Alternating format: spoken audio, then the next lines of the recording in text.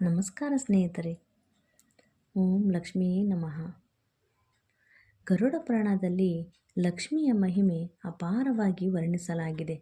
ಭಕ್ತಿ ಮತ್ತು ಶ್ರದ್ಧೆಯಿಂದ ಅವಳನ್ನು ಸ್ಮರಿಸಿದರೆ ಮನೆಯಲ್ಲಿ ಧನ, ಧಾನ್ಯ, ಸಂತೋಷ ಮತ್ತು ಶಾಂತಿ ನೆಲೆಸುತ್ತದೆ.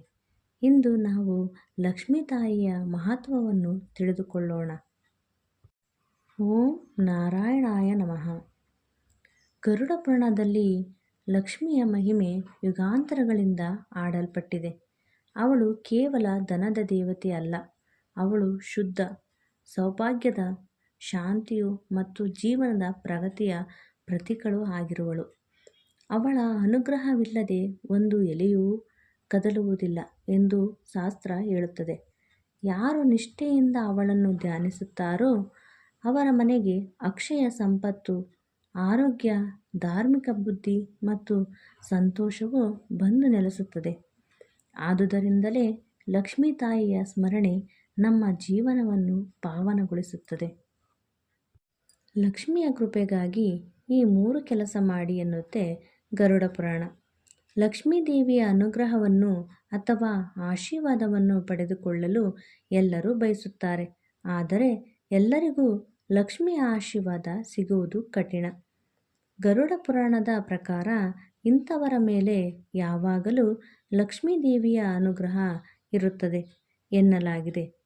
ಗರುಡ ಪುರಾಣದ ಪ್ರಕಾರ ನಾವು ಲಕ್ಷ್ಮೀ ದೇವಿಯ ಆಶೀರ್ವಾದಕ್ಕಾಗಿ ಏನು ಮಾಡಬೇಕು ಗೊತ್ತೇ?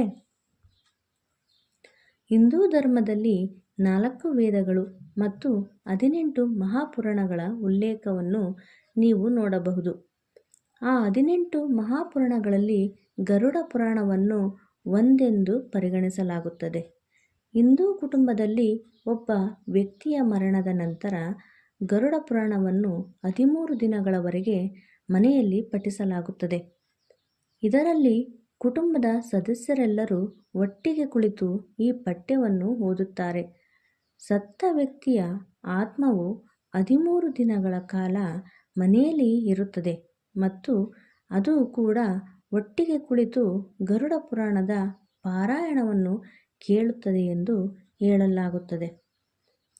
ಗರುಡ ಪುರಾಣವನ್ನು ಪಠಿಸುವುದರಿಂದ ಮರಣ ಹೊಂದಿದ ವ್ಯಕ್ತಿಯ ಆತ್ಮವು ಎಲ್ಲ ಬಂಧನಗಳಿಂದ ಮುಕ್ತಿ ಪಡೆಯುತ್ತದೆ.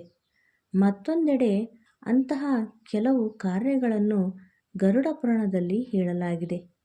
ಇದನ್ನು ಮಾಡುವುದರಿಂದ ಲಕ್ಷ್ಮೀ ದೇವಿಯು ತುಂಬ ಸಂತೋಷಪಡುತ್ತಾಳೆ ಮತ್ತು ಅವಳ ಆಶೀರ್ವಾದವನ್ನು ನಮ್ಮ ಮೇಲೆ ಕರುಣಿಸುತ್ತಾಳೆ ಎನ್ನಲಾಗಿದೆ.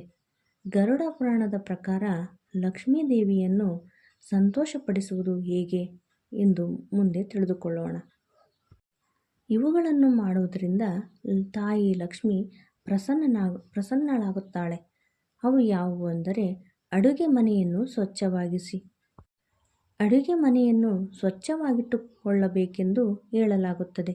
ರಾತ್ರಿ ಊಟ ಮಾಡಿದ ಬಳಿಕ ಪಾತ್ರೆಗಳನ್ನು ಸ್ವಚ್ಛಗೊಳಿಸಿ ಮಲಗುವ ವ್ಯಕ್ತಿಯನ್ನು ಅನ್ನಪೂರ್ಣ ದೇವಿಯ ಸದಾ ಹರಿಸುತ್ತಾಳೆ.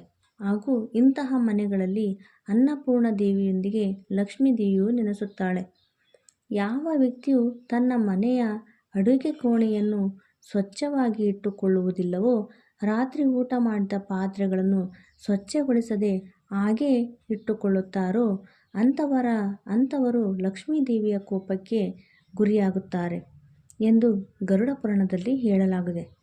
ಹಾಗಾಗಿ ಆದಷ್ಟು ನಿಮ್ಮ ಅಡುಗೆ ಮನೆಯನ್ನು ಸ್ವಚ್ಛವಾಗಿಟ್ಟುಕೊಳ್ಳಿ. ರಾತ್ರಿ ಸಮಯದಲ್ಲಿ ದಾನ ಮಾಡಬೇಕು. 2ನೇದಾಗಿ ದಾನ ಮಾಡಬೇಕು. ದಾನ ಮಾಡುವುದರಿಂದ ಪುಣ್ಯ ಪ್ರಾಪ್ತಿಯಾಗುತ್ತದೆ ಎನ್ನುವ ನಂಬಿಕೆ ಇದೆ.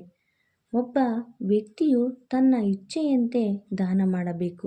ಉದಾಹರಣೆಗೆ, ಒಬ್ಬನು ಅನ್ನ, ವಸ್ತ್ರ, ಹಣ ಇತ್ಯಾದಿಗಳನ್ನು ದಾನ ಮಾಡುತ್ತಲೇ ಇರಬೇಕು. ಇದರಿಂದ ತಾಯಿ ಲಕ್ಷ್ಮಿಗೆ ತುಂಬ ಸಂತೋಷವಾಗುತ್ತದೆ.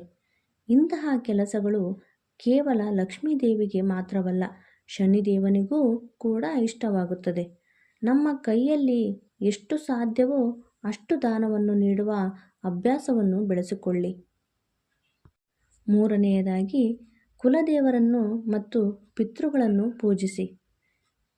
ನಾವು ನಮ್ಮ ಕುಲದೇವರನ್ನು ಮತ್ತು ಪೂರ್ವಜನನ್ನು ಪೂಜಿಸಲು ಎಂದಿಗೂ ಮರೆಯಬಾರದು. ಅವರನ್ನು ಪೂಜಿಸುವುದರಿಂದ ನಿಮ್ಮ ಜೀವನದಲ್ಲಿ ಯಾವುದೇ ಸಮಸ್ಯೆ ಇರುವುದಿಲ್ಲ ಮತ್ತು ಪೂರ್ವಜರ ಆಶೀರ್ವಾದವು ಯಾವಾಗಲೂ ವ್ಯಕ್ತಿಯ ಮೇಲೆ ಇರುತ್ತದೆ. ಅಮಾವಾಸ್ಯೆಯ ದಿನ ಅಥವಾ ಪಿತೃಪಕ್ಷದಲ್ಲಿ ಪೂರ್ವಜರಿಗೆ ತರ್ಪಣ ಅಥವಾ ಪಿಂಡದಾನವನ್ನು ನೀಡಬೇಕು. ಇದು ಹೆಚ್ಚು ಪ್ರಯೋಜನಕಾರಿಯಾಗಿದೆ. ಗರುಡ ಪುರಾಣದ ಪ್ರಕಾರ ಓರ್ವ ವ್ಯಕ್ತಿಯು ಈ ಮೇಲಿನ 3 ಕೆಲಸಗಳನ್ನು ಚಾಚೂ ತಪ್ಪದೆ ಮಾಡುತ್ತಾನೋ ಅವನು ಖಂಡಿತವಾಗಿ ಲಕ್ಷ್ಮೀ ದೇವಿಗೆ ಪ್ರಿಯನಾಗುತ್ತಾನೆ ಮತ್ತು ಆಕೆಯ ಕೃಪೆಗೆ ಲಕ್ಷ್ಮಿಯ ಕೃಪೆಯಿಂದ ಮನೆ ತುಂಬ ಸುಖ ಸಮೃದ್ಧಿಯಿಂದ ಕಂಗೊಳಿಸಲಿ. ಗರುಡ ಪುರಾಣ ಹೇಳುವಂತೆ ಅವಳನ್ನು ಭಕ್ತಿಯಿಂದ ನೆನೆಸಿದರೆ ಎಲ್ಲ ಕಷ್ಟಗಳು ದೂರವಾಗುತ್ತವೆ. ಲಕ್ಷ್ಮೀ ತಾಯಿ ಕೃಪೆ ಸದಾ ನಿಮ್ಮೊಂದಿಗೆ ಇರಲಿ. ಲಕ್ಷ್ಮಿಯ ಕೃಪೆ ಪಡೆದವರು ಎಂದಿಗೂ ಬಡತನ, ದುಃಖ ಅಥವಾ ದುರಂತವನ್ನು ಕಾಣುವುದಿಲ್ಲ ಎಂದು ಗರುಡ ಪುರಾಣ ಸಾರುತ್ತದೆ. ಅವಳ ಪಾದ ಸೇವನೆಯಿಂದ ಪಿತೃಗಳು ಸಂತೃಪ್ತಿ, ದೇವತೆಗಳ ಅನುಗ್ರಹ ಮತ್ತು ಕುಟುಂಬದ ಏಕತೆ ಸಿಗುತ್ತದೆ. ಆದುದರಿಂದ ಪ್ರತಿದಿನ ಹೃದಯದಿಂದ ಮಹಾಲಕ್ಷ್ಮೀ ನಮಃ ಎಂದು ಉಚ್ಚರಿಸಿ.